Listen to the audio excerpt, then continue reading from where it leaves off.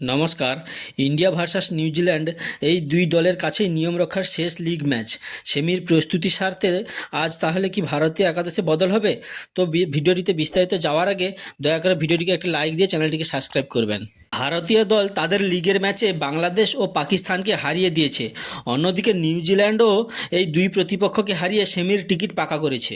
ICC champions ট্রফির league পর্বের একেবারে শেষ ম্যাচ খেলতে নামছে ভারতীয় ক্রিকেট দল। তাদের প্রতিপক্ষ আজ নিউজিল্যান্ড। টুর্নামেন্টে দুটো দলই সেমিফাইনালে পৌঁছে গিয়েছে ইতিমধ্যেই। এই পরিস্থিতিতে আজকের ম্যাচ পুরোটাই নিয়ম রক্ষার হতে চলেছে। হ্যাঁ বন্ধুরা, ভারতীয় দল তাদের লিগের ম্যাচে বাংলাদেশ ও পাকিস্তানকে হারিয়ে দিয়েছে।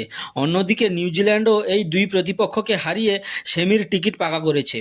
আইসিসি ইভেন্টে সাম্প্রতিক সময়ে একেবারেই ভালো পারফর্ম করতে পারেনি ভারতীয় দল কিউইদের বিরুদ্ধে। চ্যাম্পিয়ন্স ট্রফির ইতিহাসে ভারত একবার মাত্র নিউজিল্যান্ডের বিরুদ্ধে খেলতে নেমেছিল 2000 সালে। সেই ম্যাচেও ভারত হেরে গিয়েছিল। ভারতীয় দলের মতো কিউইরা চলতি বছরে ওয়ানডে ফরম্যাটে দুর্দান্ত ছন্দে রয়েছে। এখনও পর্যন্ত 8টি 50 ওভারের ম্যাচ খেলে মাত্র একটি ম্যাচে নিউজিল্যান্ড হেরেছে চলতি বছরে। অন্যদিকে ভারতীয় দলও ইংল্যান্ডের বিরুদ্ধে ওয়ানডে সিরিজ জয় ছাড়াও চ্যাম্পিয়ন্স ট্রফিতে টানা দুটো ম্যাচ জিতেছে। রবিবার আজ নিউজিল্যান্ডের বিরুদ্ধে ভারতের চ্যালেঞ্জ হতে পারে কিউই শিবিরের অনফর্ম স্পিনার মিচেল সান্টনার ও মাইকেল ব্রেসওয়েলের স্পিন আক্রমণ ভারতের মিডিল অর্ডারকে কিছুটা সজাগ রাখতে হবে। এক্ষেত্রে ভারতের ভরসা হতে পারেন মিডিল অর্ডার শ্রেয়স আইয়ার। বিরাট কোহলি ও কেএল রাহুলের স্ট্রাইক রেট খুব একটা ভালো নয়, তাই শ্রেয়স আইয়ারকে বাড়তি দায়িত্ব নিতেই হবে।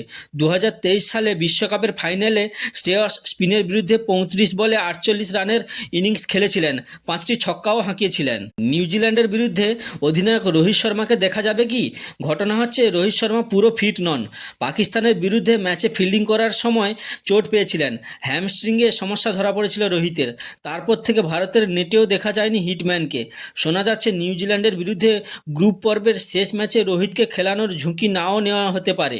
বিশ্রাম দেওয়া হতে পারে রোহিতকে, যাতে তিনি সম্পূর্ণ ফিট অবস্থায় সেমিফাইনালে মাঠে নামতে পারেন। তবে শেষমেশ এমনটা হয় কি না সেটাই দেখার বিষয়।